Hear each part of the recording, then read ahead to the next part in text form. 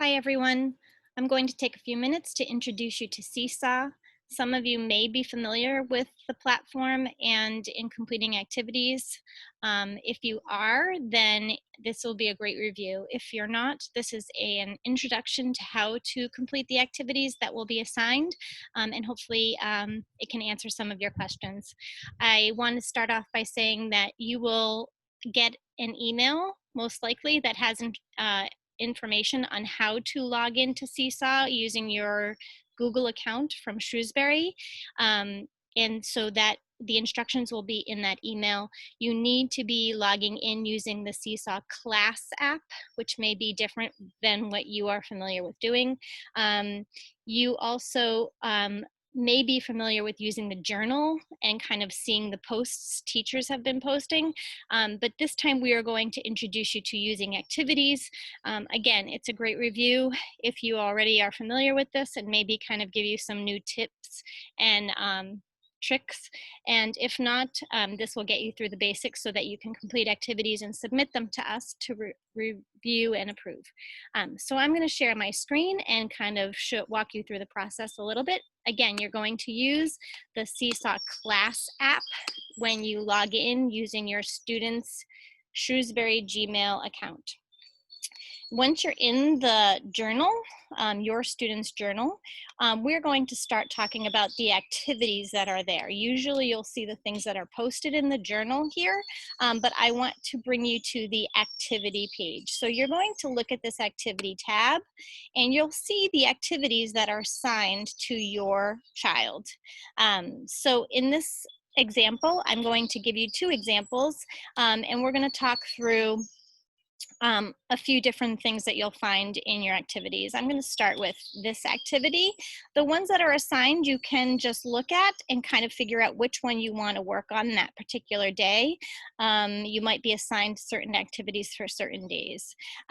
So I'm going to point to this one for right now and just let you see that there are going to be instructions here that will walk you through the process. And we're going to talk about each one of these, but this is where you'll find the instructions. And the first thing in the instruction, it would always say tap add response to add a response. And so that's what this button right here is, the add the response. So we're going to go ahead and do that. And then it'll probably already come up to your child. I'm using this as a sample student today. So you'll click on that. I'm going to show you that there over here are multiple pages in this activity, just so that we can get through all the pieces. I want to show you that there are icons on the side, on the bottom, and obviously the color pieces on the side. You can use this app most successfully with an iPad or a laptop. You can use it with your phone, but I'm going to caution you that the screens will be small on the phone, and also using the tools for manipulating the pictures and the lines will be probably harder on an iPhone. So it probably is best to start with the iPad or laptop.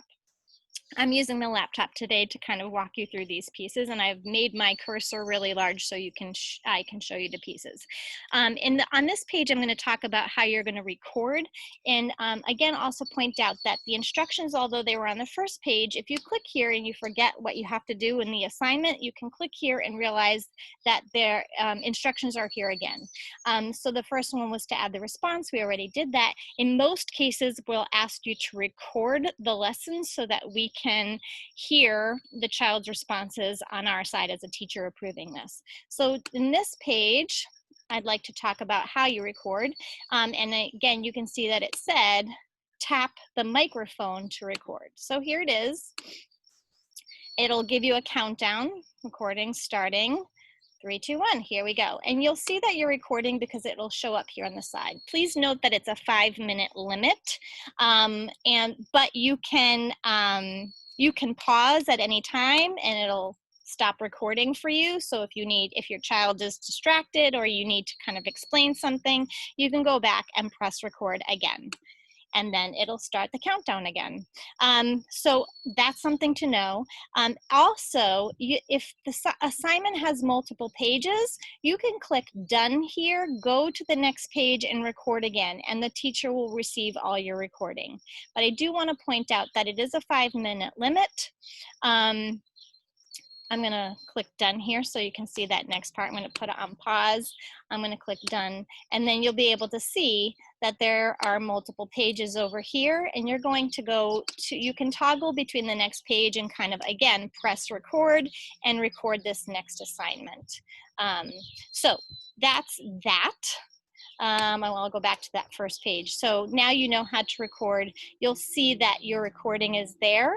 And for most activities, again, we would probably encourage you to record so that we can hear the child's responses. All right, so that's the first tool. The second tool, this box is going to talk you through how to use the move tool and the draw tool. Many of our assignments will say to tap the move items or tap the draw item. So you'll see the icons right there. So in this page, I kind of put a sample together to show us how to do the move. So in this example, the move is this button right here, the finger tapping on the square. You'll click on the move, and I wanted, say the instructions are to move the color objects to the correct box. Okay, well, I'm going to move that right here, and I click on the move to move that box right here. When you click on this, you'll realize, and students realize this quickly, that they'll be able to adjust the size. That might be a distraction, and just kind of guide them through that. We're just kind of following the instructions for now, but it can be a distraction at times. The three buttons are not something you have to concern yourself with at this point in time. It will lock a picture. You don't really need to do that. Really, the move tool is really to just move the icon to where it needs to be moved to. So that's the move tool. The draw tool, there are actually a few of them. There's the pencil, the pen, the highlighter, and the spray can. When I do assignments, I tend to really just kind of focus on like the pen. And I wanted to point out, when you click on the pen, you can actually change. This is a tip for people who have been using activities before. I'm not sure if you know. If you click on it twice, you can change the size of the draw. So I wanted to point that out. You can also change the colors. Most of my families are familiar with knowing how to change the color, and students really enjoy that. It promotes language for requesting, so feel free to go ahead and change the color and have your child use their language to say, I want to use the purple, I want to use blue. And whatever size, again, if you're on the iPad, the larger size of the pointer might be helpful. So in this activity, it might say, and the instructions will be clear for you, it might say that I want you to draw a line to match the letter. So you'll click on the draw tool and draw the line to match the letter. If your child's made a mistake, guess what? There's an eraser. Go ahead and click it and move that eraser button out. So that is the draw tool and the move tool. So I use those a lot in my activities. And the next tool is, again, this eraser button. I love this activity. It's the hidden picture activity. I do these a lot, and you'll probably find this in your curriculum at some point. So it really is just click on that eraser. And same thing, you can kind of pick the size of the eraser you want it to be. I like the larger size, then you're not having to erase. Like, obviously, if I pick the small, I'm erasing a line at a time. And clicking on the larger one, you can erase a larger space at a time. So in the activity I assign, or a teacher assigns, it might say, go ahead and erase that to reveal the hidden picture. And kids kind of love this, so this is why I use an activity like this. So you would go ahead and erase up, and there's the hidden picture underneath. So that might be an option as well. One other tool I wanted to show you is that or a teacher might ask you to upload a picture. So again, the instructions might say, tap the photo to upload a photo. Here it is, that photo. You can use a photo that's in your library already, or you can go ahead and take a picture. So let's go ahead and do that, because I always love taking a picture of myself. Here it is. And there's my picture. In one of the activities you might see, I might say upload that picture. Go ahead and click on those 3 dots. I want you to bring the picture to the back, and then I want you to lock it.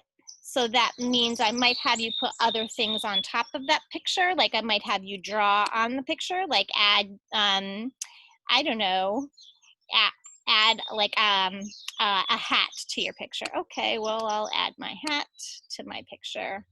All right, there it is. Great. So by sending it to the back, like I showed you before, click on those dots, send to the back, and then lock it. I don't have you do that in a lot of activities, so I don't want to spend a lot of focus on that, but if you have questions, you can refer back to this video. I think I went through most of the things I wanted to go through: the record, the photo, the move, the draw, the erase, the photo. Other things you don't necessarily have to have access to. These dots right here will show you how to insert a shape if you needed to. I don't think we'll need to do that right now. And then at the very end of the activity, you'll always see tap the pause button and the check to submit. All right, well, I had already stopped this pause, the recording before, so we'll pretend that we didn't. So say this whole activity was being recorded. So then at the end of the activity, I'll press pause, and here's that done check up here in the top, which means that we've done our activity and we're ready to submit it to the teacher. And then you would have to do it one more time, tap that green check to submit it, and it would be done. I'm going to show you one other example. So that activity is off and sent to the teacher for approval. I'm going to go back into the activity and kind of, that was a sample. I'm going to actually show you one that I've created in the past as well. So here's an activity that's in my child's journal. I'm going to click. Here's the instructions: add a response, record, move the objects into the nest. Again, most of the time when we're having you record, we're really looking for the language that's involved in this so we can hear it on our side. So that's why we're asking you to record those snippets for us. So add a response. I'm going to select my student as, sample. And here's the activity. I put the blank in my nest. All right, so I'm going to make sure I'm clicked on the move tool. I don't want it to be the pen. It will default to move, so you just have to pay attention to those guides on the bottom. Okay, Joey, what do you want to put in your nest? I want to put the apple. Okay, great, let's put the apple in the nest. All right, here it goes. I put the apple in my nest. What would you like to put next? And again, use that language to kind of talk through that activity. You know what, if you've done the activity and they want to use more language, you could say, do you want to make your apple big or do you want to make your apple small? I want a small apple.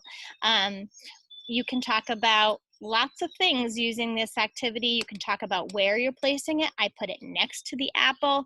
Again, you can be creative. The structure is there, but feel free to kind of go beyond the activity once you've kind of completed the activity as the instructions are set, and then expand that language depending on what your child's goals are.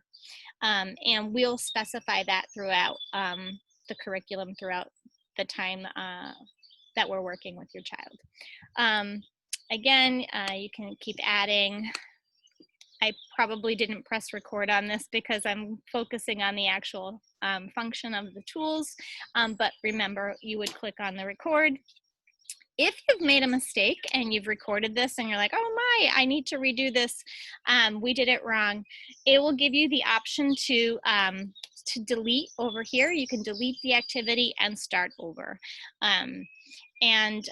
Anything that you provide us is great. It helps us to get to see what's going on at home, and we can give you feedback when we approve the activity. You'll see it in your journal that we've approved your activity, and that we can give you comments like, next time you can work on this. I love how your child did this. We'll leave audio recordings or written recordings, and you can see that information. I hope this tutorial was helpful for you.